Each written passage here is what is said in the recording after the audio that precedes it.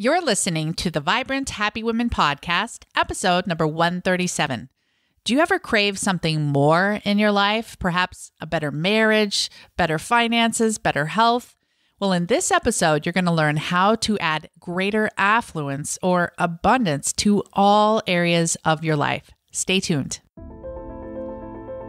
Hi, I'm Dr. Jen Riday, former burned out mom of 6 turned happiness whisperer. And I'm here to help you get off that hamster wheel and make time for yourself without the guilt, so you can live a balanced, calm, heart-centered life.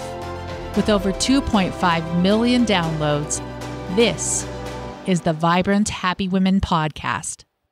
Hey, my friends, thank you so much for tuning in to Vibrant Happy Women. I am so glad you're here. And I love you guys. I want to express my love for you because you're showing up. You're putting your happiness as a top priority. And that's important because when you show up as your happiest self, you give others permission to do the same. Happiness is contagious, and we are lighting little sparks that burst into bigger flames, hopefully to just cover this whole earth with more and more happiness. That's what this is all about. So thank you for being here. I want to give a shout out to our reviewer of the week. And that is Obsessed Butterfly, who wrote, "Wonderful podcast, great interviews with wonderful people with self-help and personal development tips, usually great at giving something tangible the listeners can try. Jen has a lovely voice as well." Well, thank you, Obsessed Butterfly. I appreciate the shout out and everyone else listening. It means so much when you show your gratitude for what we're doing here by leaving us a review on iTunes. It's very simple. It will take 1 minute of your time, and you can do that at jenriday.com/iTunes.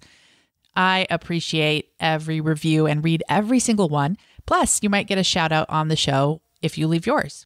Well, today I am so excited to share that my guest is Carol Tuttle.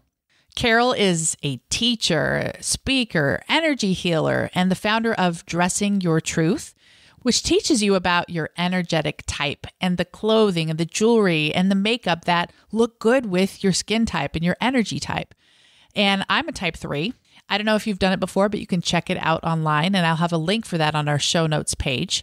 But she's also the author of The Child Whisperer, where she takes those energetic types and helps you know how to parent each type of child.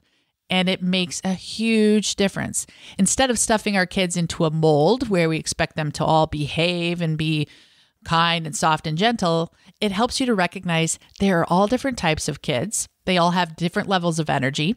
And I've shared on the show before that I happen to be raising a bunch of alphas with high energy, with this rebel questioner tendency. So Carol explains that energy in her book, The Child Whisperer. Well, I am thrilled that she has written yet another book, and that is called Mastering Affluence, 6 Lessons to Create a Life You Love.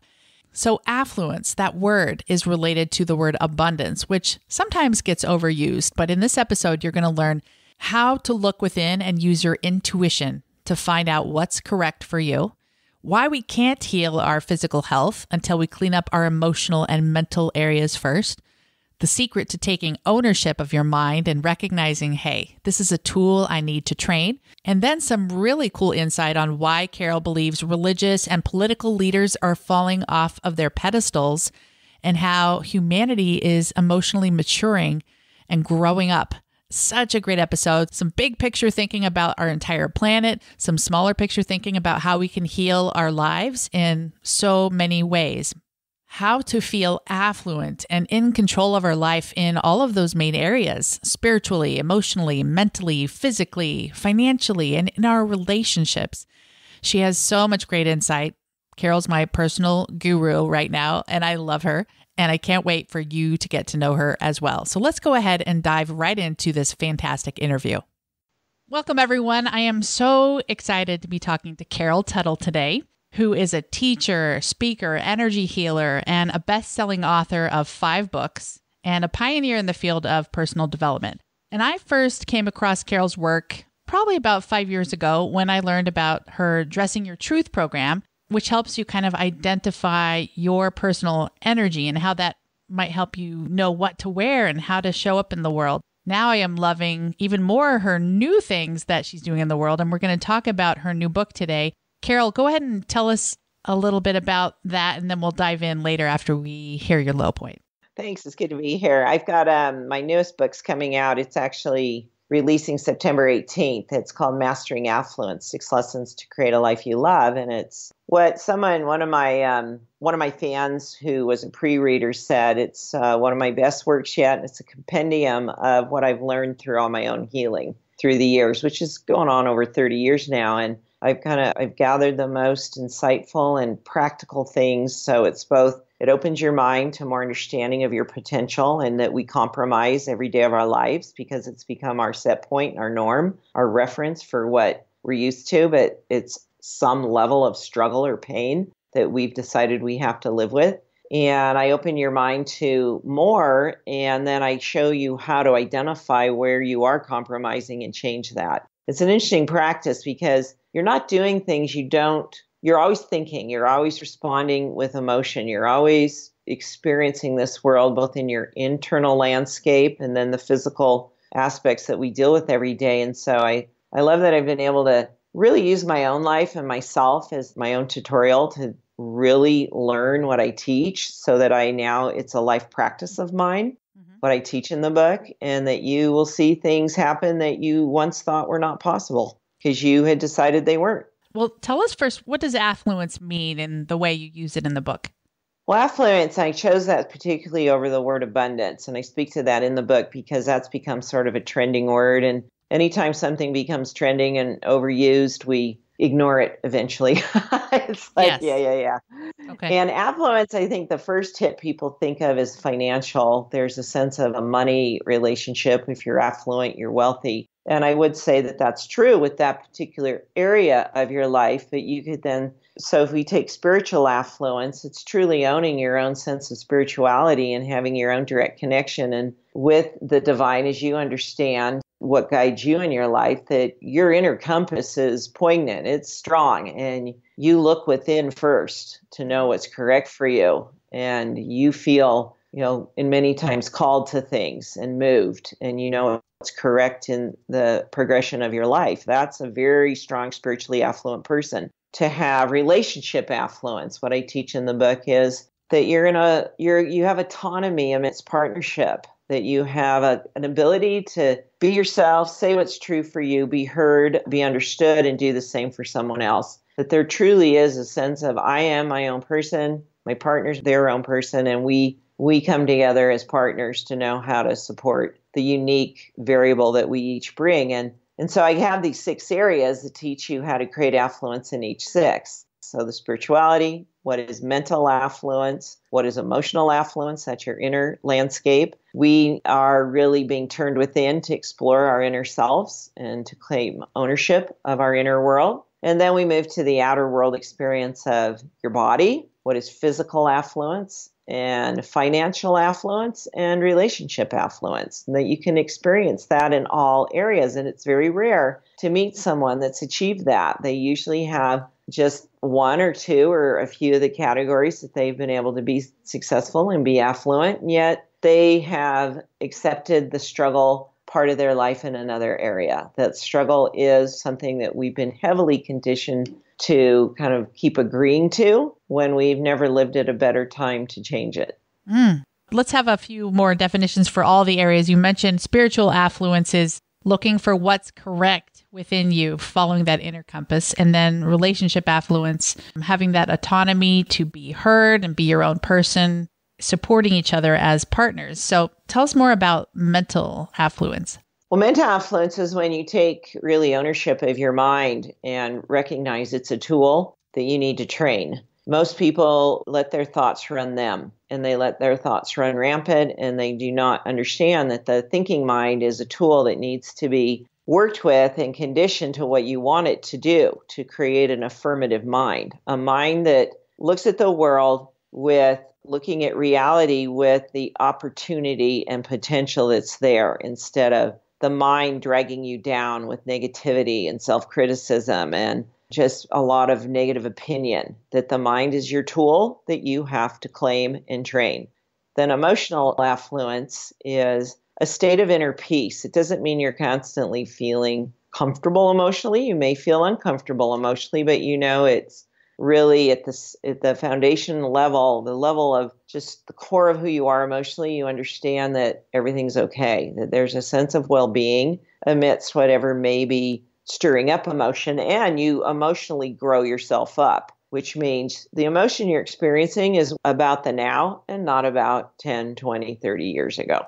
So you've got to emotionally, humanity is very emotionally immature, and our emotions are getting provoked very readily to show us it's time to emotionally grow up, take ownership of this experience and grow yourself up emotionally. So that's a big focus of the emotional piece. Nice. And then physical is, we compromise a lot on the physical level with disease and illness and then weight issues. And I'm now 60, and it's common as I see myself as I become more in the mature season of my life, which, if I live to be 100, I've, got 40 more years left. I've got a lot of time here. I'm not going to sell out to, it's because I'm getting old. And the conversation we have with our bodies, to me, is fascinating, because most people are what they think about their bodies, what they say about their bodies, their perception of their potential physically. It traps the body from being able to do what it's innately designed to do, which is, I'm 100% believer that the body's built to regenerate and heal when given the proper support to do that.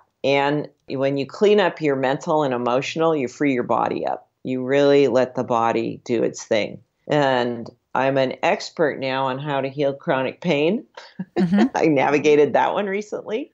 So physical affluence is being healthy, fit, and feeling good, and your body's performing at a high level, regardless of what age you're at. Interesting. I want to come back to that part about cleaning up your mental and emotional, but first tell us more about the financial affluence. That's just always having enough and more. You always have enough. You have enough money to do what your purpose is and to experience. To have not only your needs met and beyond, but you can experience this world and use money as a tool to create pleasurable experiences that support both whatever you're doing functionally and what you're choosing to do for pleasure. That money's no longer an issue. Okay. Money's a tool. It's like you trust it's always there. Yeah. Well, okay. You said almost nobody hit all 6 of these, but who do you know that has? My husband and I are pretty close. Nice. I know. I kind of working at this for a long time. Yeah. And I can honestly say I'm in a good place with all of them. That's awesome. Well, let's go back and hear the pre-perfect Carol. No, I'm just kidding. No.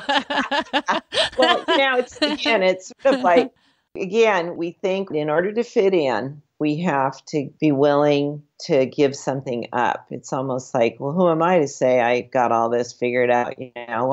Right. I've been through a lot, and I'm not someone that's willing to accept mediocrity or compromise. And so with that intent, I've been in each area, I've been hit with some of the worst you can deal with, honestly. Really? And I'm not willing to live in pain. Wow. I'm not willing to suffer, because I know we don't have to. Okay. Tell us about the physical one first. You mentioned recently dealing with chronic pain. How did you heal that? Well, it was interesting because I hadn't navigated that. I'd definitely been through the weight experience and have really found a lot of answers and resolved that in the last 10 years. But, that goes back to an eating disorder in high school and really having a lot of weight and body appearance issues, shame-based references to who I was. And so I have a lot of expertise in understanding how to heal that piece, but I had never navigated the chronic pain. And about 4.5 years ago, it came upon quite suddenly. It's almost like my body just kind of fell apart. And I was dealing with chronic lower back pain and chronic pain in my feet and my lower legs. And as far as a diagnostic condition, I was dealing with chronic plantar fascia, tendonitis, and neuropathy due to the back issues were causing circulation and blood flow problems. And I already have very low blood pressure. And so I have successfully healed that. It's a condition my father actually died with. Oh. That was generational in nature and very similar issues that I was facing that he had dealt with for decades. And I got a lot of, and I teach you in the book how I found the answers. And what my biggest aha one day was about 1.5 years into this is I was just so frustrated, exhausted, discouraged. I'm trying to find the answer. What's going to help me? Looking outside myself. Where's the, resource I need? I'm willing to do whatever. And I was told clear as day, you're looking in the wrong place. Your body is the doctor. Your body knows how to heal. You need to start looking to it to guide you. Oh, I love that. So what did you learn about your body? Well, I started to have conversations with my body. I started to listen to it. I started to notice that reflex I had where my mind wanted to go find the solution and my body wasn't directing those choices. My mind was. The mind is really at odds with pain. The mind wants to fix the pain. I had to learn to have a relationship with my pain. I had to accept the pain and what it taught me. I always wanted something to stand by me constantly. My pain did. Yeah, there you go. Every day. So I started just the dialogue inside myself, and I started to let my body lead the experience. I teach people how to start doing this, where you start to listen to the body as the director, not your thinking mind who's like, fix, fix, fix. And you start to notice a pretty obvious difference of where it's coming from, because the mind's very generated from fear, where the body, you're being drawn to something. It feels right. It feels almost like, for me, it's in my gut. And I have a very strong relationship with my body now. I listen to it. I pay attention to it, and it guides me. Okay, so let's go a tiny bit deeper there. I know about intuition, and most of my listeners do as well. So what are you doing? Are you meditating to get in touch with that deeper knowing? How are you getting to know what to do to fix whatever problem someone might be having? I just put something, if something first off, I consider something. What's the draw here? Is it my mind? I know what it's like to want to fix something because I'm frustrated, I'm fearful, and I want it to be over. See, so that's my mind trying to will that one forward. Like, come on, let's get this done. And so my body has a very different approach. It's willing to take longer. It's willing to go through. There's a more patient quality about it. There's a more investment in a process and trusting it. And just, you can feel the ease in your body when something's right versus the angst your body will present. Sort of a tension versus no tension in the body. It's literally in the body. It's not in your head. I gotcha. So you're not hearing any thoughts. It's how's my body feel? Yeah. My body feeling about this? Oh, I love that. Well, let's talk a little more about spiritual affluence and knowing what we need to do according to our inner compass. Maybe talking more about how people know how to hear that inner compass and then having the courage to follow it. We're in an interesting transition energetically where if you look back just even a generation, 2 or 3, definitely 3 ago, you would see in your ancestors that their practice of spirituality was really held very strongly within the construct of religion. And there's no commentary here on whether religion's good or bad. It's just how things have changed. So they were held within the construct. Your family had a religious association, which pretty much stayed with that family for many, you go back far enough, there's quite a history there. It's only in the recent last couple generations that's altered itself, where you just weren't born in, you had choices. Things started to open up energetically in the 60s when there was just a lot of movement to have your own say, be your own independent person. And so as we've now moved from that, we're in a place now where we're being asked to look within, where our ancestors looked outside of them to conform to most typical the people that they looked to be influenced by were political leaders and ecclesiastical leaders. And as we've seen, those have all fallen off their pedestals for a purpose. They have meant to not be, we might say we can't trust them. Well, it's not so much that we're meant to trust ourselves first. So we're in this really massive shift to say, okay, you're no longer being asked to look outside yourself, give your power away and conform to whoever, whatever. You're being given the opportunity to look within in your own guidance system and say, what's correct for me and what do I choose to be a part of that supports my spirituality? If that's religion, then that's an awesome experience to support you. If it's nature, there's a lot of variables there. And you're going to now see when you once saw several generations ago, everybody was held in the same construct of we all are a part of this religious factor. That's rare these days within any family unit. That's just evidence that this is all energetically opened, which is really a good thing because now you can raise your children in the guidance of look within. You'll know what's correct. This is here to support us, not to take our power away and tell us what to do. And I actually have some really interesting stories that I share in the book about two different clients I had. One was really raised in that, well, you just conform. You're obedient, you conform. That's what you do. That particular individual left their religious experience because they didn't feel supported. The other story is someone that was actually invited to look within, trust themselves. This is a support system. This is community. You may not agree with every piece and part of it. There's so much good here. They chose to stay involved. See, so that variable is very, very strong in us right now, especially in our children, because they're being born with that directed inward. They don't have this. They don't have their foot in both worlds. My lifetime, I've seen the whole thing shift. Children now are being born at a time where they're just designed to look inside themselves and go, what's right for me? Wow. I'm my own person. And they're going to give you a pushback if you try and alter that in them. They can't. It's like their hardwiring is very different as a human being, which is a good thing because they're not going to get shut down by their parents as readily as my generation did. It's so true. I have very strong children, so I love to kind of feel that validation. We'll throw a spotlight on my book, The Child Whisperer. If you're relating to what I'm saying, you need to read my parenting book, The Child Whisperer, because it teaches you what you can do differently to get your child to cooperate. Yeah, that's a great book. Typically, it's your parenting approach that's not working. It's not the kid. Yep. Darn it. I've read that book, but I guess I'm going to go back to it.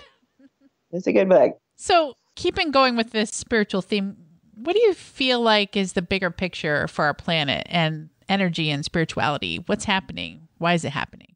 Well, if you see things that have changed over in the last 40, 50 years, you're going to have, this bigger of a shift in how we experience things like what I sense is happening is we love community. Okay. We need community. We've gone too far in being kind of isolated and getting very high tech that we want to be, more hands-on with people, more touchy-feely, more, I want to give you a hug, not just send you a text, And I think we're going to come back into some more balance with that. And that is the generations that are now from millennials on down, because they're kind of finding themselves in this massive crazy that feels like is going on. I don't think we're going to lose, a lot of things are going to come back with more pure intent with them to support people at large. More community, if it's religion or it's in your own cities. There's just more good people on the planet than not. Mm-hmm. Mm-hmm. And there's people that are forces for good that gather and enroll people in great things.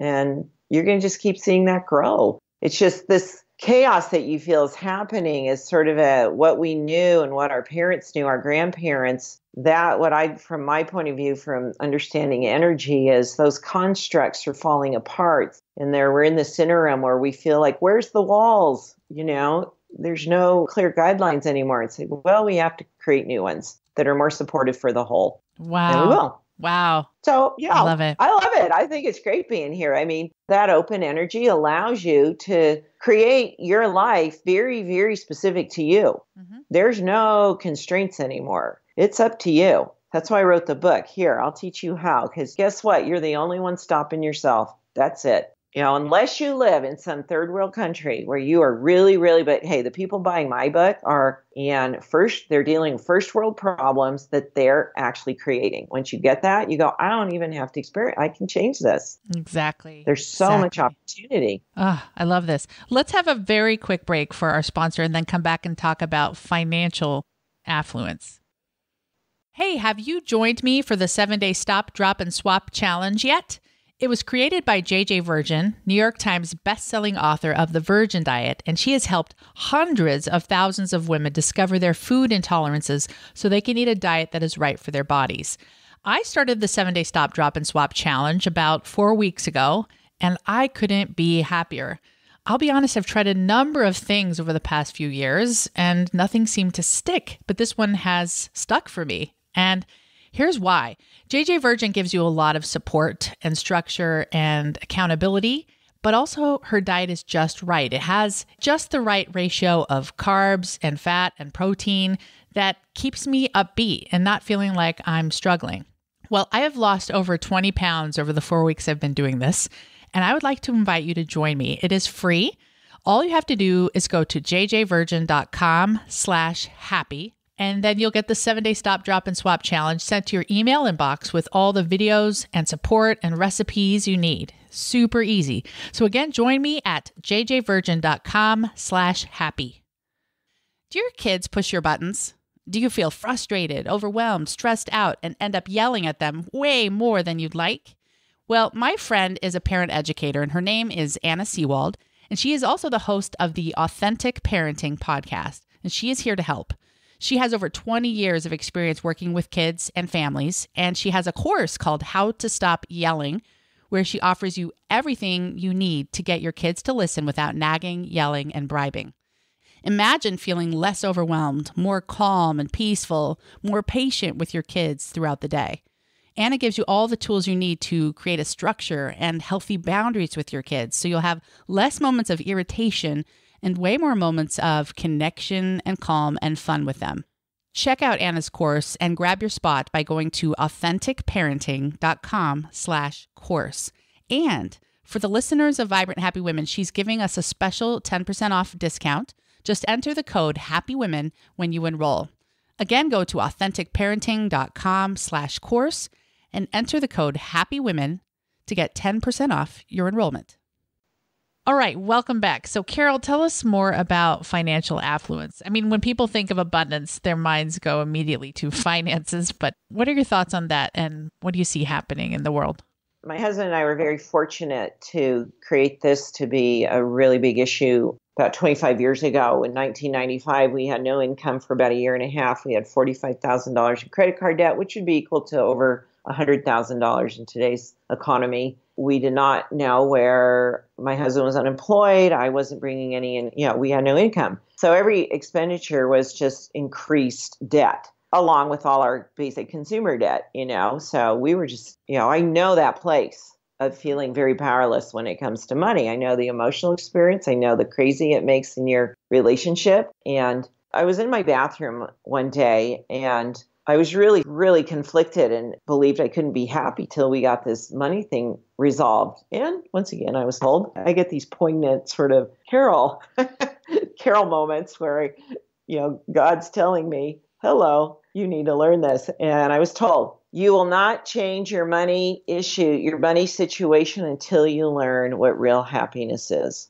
Wow. And I'm like, okay, well, and it doesn't take that's all I need. I enroll myself very quickly and I'm quite a disciplined person. So that became my next practice was I had to learn how to see what was right, good, and supportive in my life in spite of the fact we had no money and we had a massive amount of debt. And I started to practice that every day. And my husband and I came together on this and we started to learn all the things that we were doing, saying, thinking, practicing, emotionally responding to that was creating a lack of money. One of the biggest epiphanies we had was he turned to me one day. No, I said to him, do you have any money? He goes, no, I never have any money. He goes, well, do you have any money? Like any cash in your wallet? Yeah.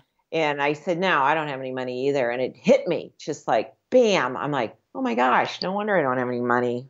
Because I keep believing I don't. I say I can't afford it all the time. I'm just creating a lack of money over and over and over to the point where it got so extreme I had to notice it to change it. Mm-hmm. So from that day forward, I made a commitment that I've lived by. It's been that was in 1996. I made a choice that I would never have less than $100 in my wallet. And I have kept that commitment because I am going to put money on me and I'm going to believe that I have money and I'm going to create having money. And any given time, I've got at least $100, $200, or $300 in my wallet. And then I have in the book, I talk about some of this where what does that bring up for you? Because that can freak people out. You really want to bring up all this old story you're living in when it comes to money. And, this many years later, I'm now the owner of a multi-million-dollar business and have no money issue.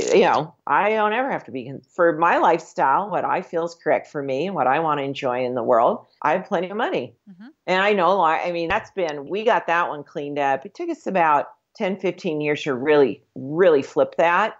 You can do that now. What I had a decade and a half to do, I can teach you how to do that in a matter of months, literally, and start switching that. In the book? Oh, yeah. Oh, yeah, no, that's nice. an easy one. Money wants to be the good guy now. Money is an energy. Money's a tool. Money's a neutral presence, a neutral commodity with the belief we projected on it. And it will obey us 100% tenfold. Whatever we believe about it, it will create for us. It's like, no, it wants to be the good guy. Money's like, come on, let me be there for you. Let me help you. You can create as much money as you want. There's no gold standard anymore. It's like you create as much debt, as much wealth. It's up to you. Right.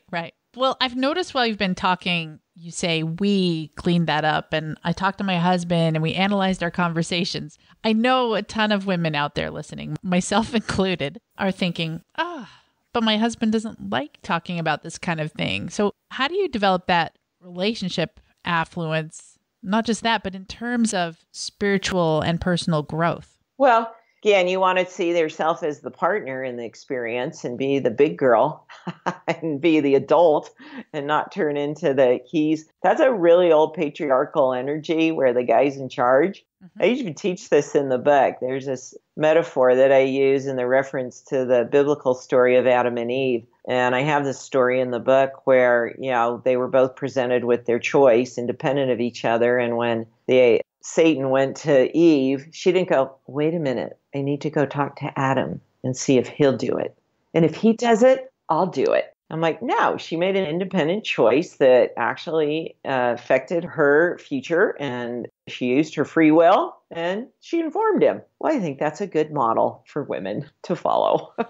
Yes. I'm choosing this. Would you like to join me? Okay. Right. And I won't bug you about it, but I'm going to choose to do this. And I'm not going to have these conversations anymore, but I am willing to have these. Correct. Well, I'm learning and I'm willing to grow, and I'd love for you. And what I want is, in a relationship, you really don't want to hear about all the stuff you don't want. You got to talk about what you want. And would you like to join me? Okay, you have your right, you're free to do whatever you want, but this is correct for me, and this is how it's going to look different for me. I'm on that side of the coin. I'm definitely the big girl. I make my choices. But I wish that my partner was coming along with me a little faster.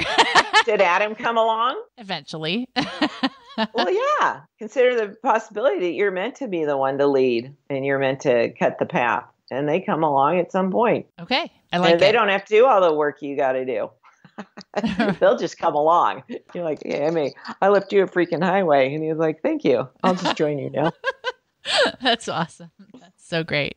Women wait. They wait too much. They think it has to be this partner thing in their spiritual evolution. I'm like, spiritual, really claiming yourself and showing up in who you want to be in the world is an independent experience. And how your partner does that may look very different than the way you choose to navigate that. Yep. I love that. Create the highway. Build the freaking highway. There's the Carol quote of the day.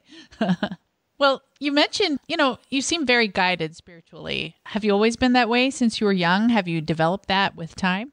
I think when my background, I had a very traumatic childhood, a lot of abuse from my mother that was very shut down, really appeased to my dad. It was a really, really traumatic space to be in. And what happens when you're in that and you've been abused and there's this sort of, watching out for yourself, kind of, I got to watch my back. And you've been taught as a kid that you've got to make sure you don't make a false move so that your dad doesn't go off. That was the really prominent message is we got to, it was interesting when I realized that I was raised in an environment that I had to walk on eggshells. And I'm like, no wonder I have problems with my feet. I had to let go of that one because they were definitely related. But you have this ability, your intuitive, kind of your empathic qualities develop very young because you're having to read the energy. You're having to read the space. You have to know things could happen before they happen. You have a very strong sense of what's going on here because nobody talks about what's really going on, but I got to interpret it. Well, I've been able to take that and turn that into a real prolific gift now in reading energy and understanding the unseen and really getting clear. So yeah, for several, all in my professional career, I've definitely been given very, very clear guidance. My motto that I live by, you asked me, in the notes you'd sent ahead of time, something that I live by, it's follow the energy where it's guiding me, what's correct. I'm very, very keen on that. And I know what is correct. And it's just over the years and decades, having confidence around that and being willing to do what's correct over what my mind might perceive as what other people think I should do.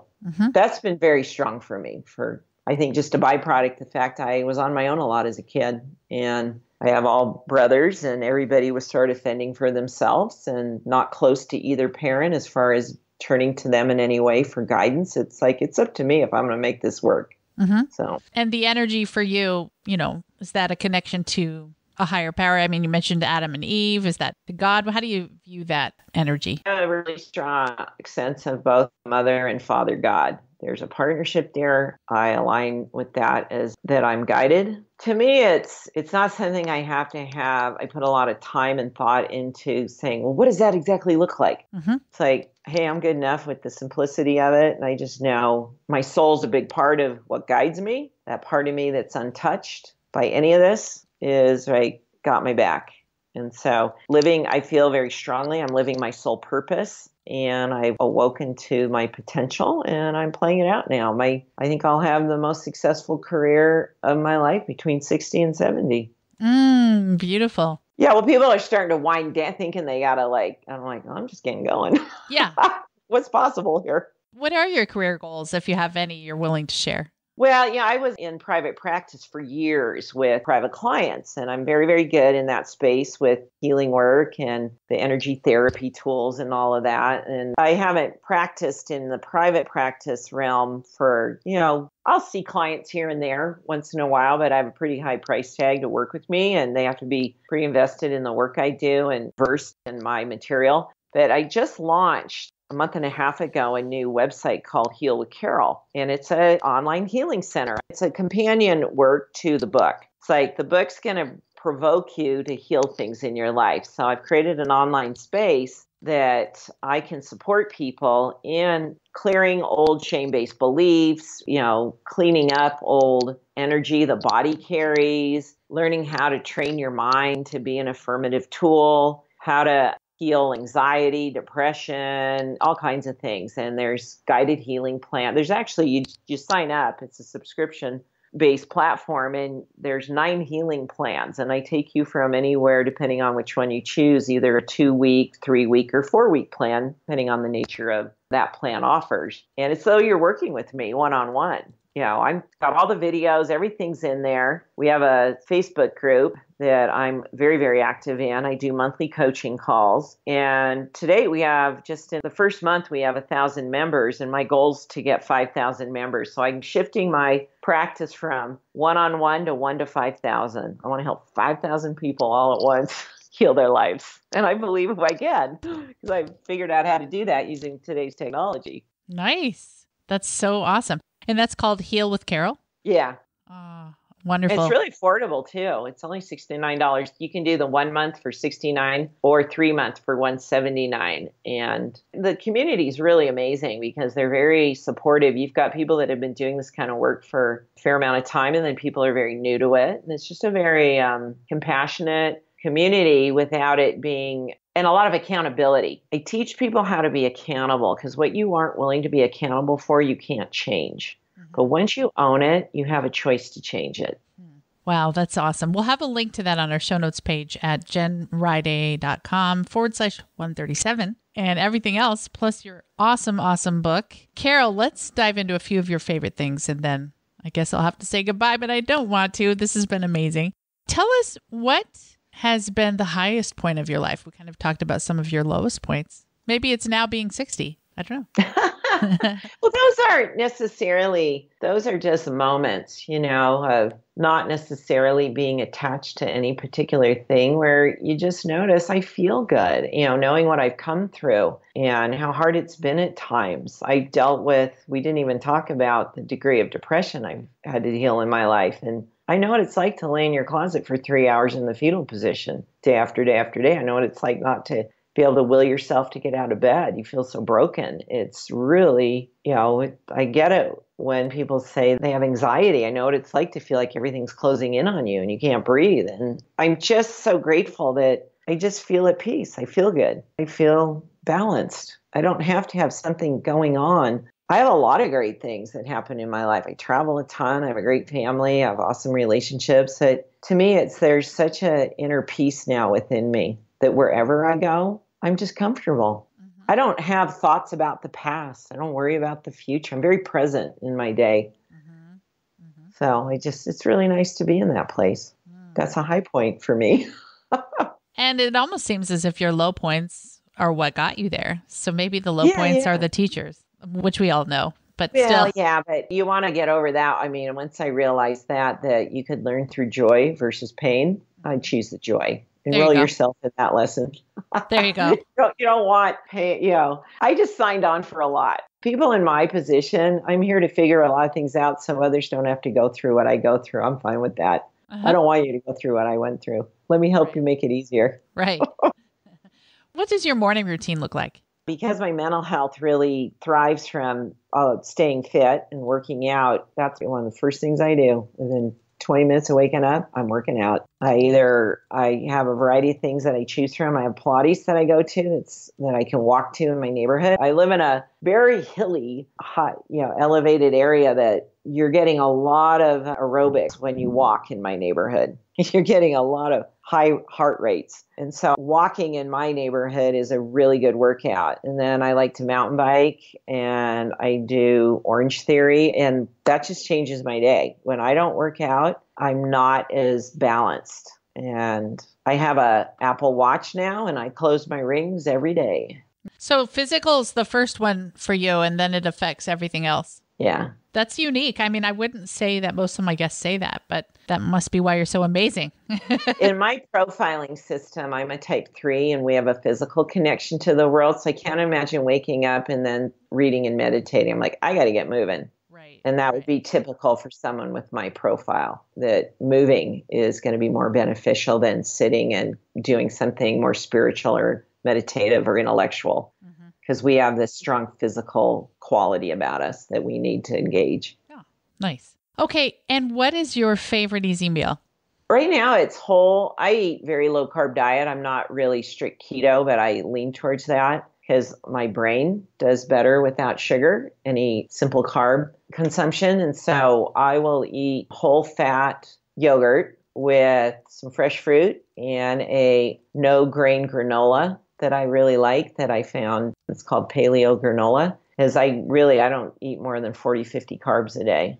And my body likes that. So again, my body's helped me learn what its preferences are when it comes to my food consumption. And I've hit my sweet spot with that one because it wasn't even just the sugar thing, removing that. I haven't eaten sugar in like 2 years. And the low carb thing was interesting to discover that, it's just carbs at large. My brain's just not as healthy with higher carb consumption. And I started to test that when I started to zero in on that. And my body knew I didn't feel as good. I felt very foggy, brain fog and stuff, tired. It would zap me. Well, tell us about your favorite book. And I mean, we know yours are good, but. I know. I don't, when I'm writing books, I don't tend to read other people's books. I just want no influence. And I'm an Audible person. And so probably the book that was the most life transformative for me is not very well known. It's written by a man that really understands healing, Michael Brown's The Presence Process. It's not for everyone. I'd say my book, Mastering Affluence, is the more at large. It requires a huge commitment to do what he teaches in there. But pain was such a motivator for me. I was very highly committed to what he taught, and it was life-changing for me. Awesome. I learned a lot from him. And let's hear what it means for you to be a vibrant and happy woman. Well, I feel like I've been talking about the Yeah. Well, I know, but I thought you might want to narrow it down. Yeah, that's being at peace with myself. Years ago, around that same time we were in the thick of the money stuff, when I was learning the happiness lesson, I had a thought, I'm always going to be with myself. Always. I will never get away from me. And there were many, most days it was hard being me. It was hard being with me. So I have to learn to be my own best friend. Mm-hmm. And I took that opportunity upon myself to go, if I'm my own best friend, what will I think of myself? How will I speak to myself? What's my inner dialogue? How do I treat myself? And I've achieved that. I am my own friend. Mm-hmm. I am my best friend. I like being with me now. Nice.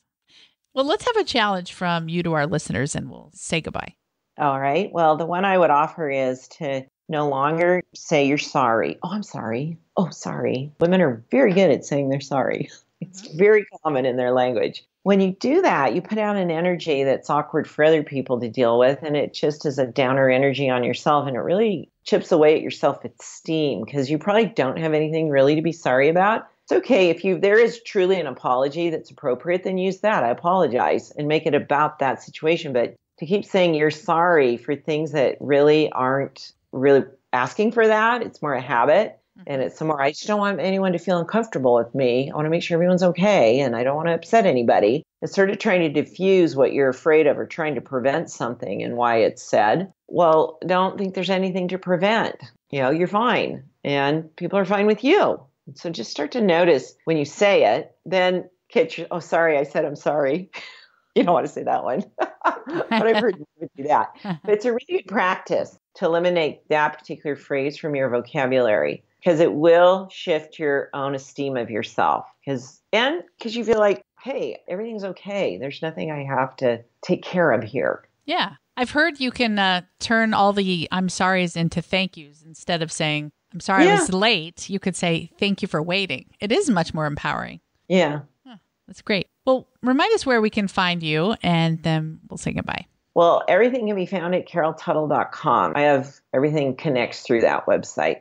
Okay. Carol, this has been amazing. Everyone, be sure to grab Mastering Affluence, 6 lessons to create a life you love. It's phenomenal. And you heard just a taste of everything that she shared on the show today. So thank you for being here, Carol. Thanks for having me.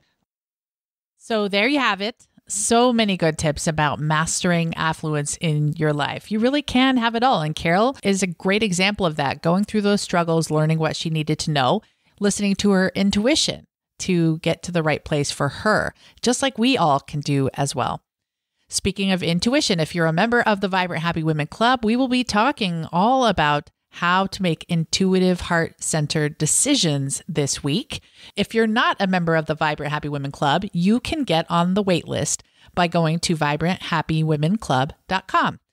I will be back next week talking with my friend Chris Benentend all about getting out of the energy of what if and shoulda, woulda, coulda when we're going through something hard or when we're going through a grief process. And that's really important, not to ask those disempowering questions, but to ask the empowering questions like, what can I do to make this situation better? Rather than, why did this happen to me? Until then, make it a fantastic week. Take care.